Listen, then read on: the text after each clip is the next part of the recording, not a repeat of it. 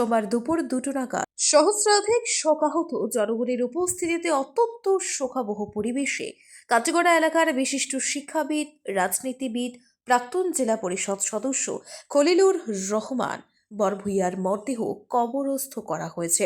গত রবিবার ভোর 5টায় তিনি মৃত্যুর কোলে ঢলে পড়েন।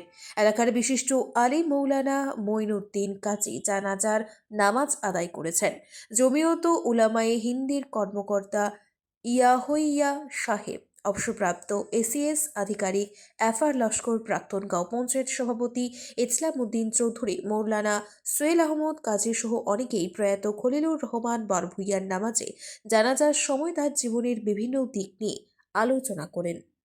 ব্যুরো রিপোর্ট, আজকের বরাক। সঙ্গে আমি জেলা পরিষদ হিসাবে যখন নির্বাচিত হয়েছিলাম তখন আমি হালাইন ব্লকের সিনিয়র ভিডিও হিসাবে কর্মরত ছিলাম। অত্যন্ত ভালো মানুষ, অত্যন্ত মায়ার মানুষ।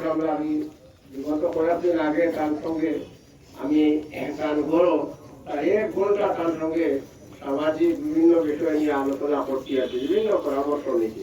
মাহফিরাত কামনা করিয়া আর দক্ষিণ কাটিগড়ার দিকে দেখাইলেও খলিলুর রহমান পঞ্চায়েত হিসাবেও আর এলাকার মানুষ হিসাবেও আপনারা সবার কাছে আমি অনুরোধ রাখিয়া, এটা হয় মানুষ হিসাবে কোনো সময় ভুল ত্রুটি হয়, আমারও আছে, আমি এটা হইতেও পারে। আপনারা আল্লাহ আছেন মানে মাছ দিবা, তার লাগে আপনারা দোয়া করবা।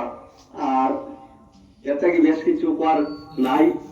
তার ছেলে কেন উপস্থিত, ছেলে তাই নিজে ঈশাও শোনাই কিছু কইতা দান। LIC जिंदगी के साथ भी जिंदगी के बाद भी।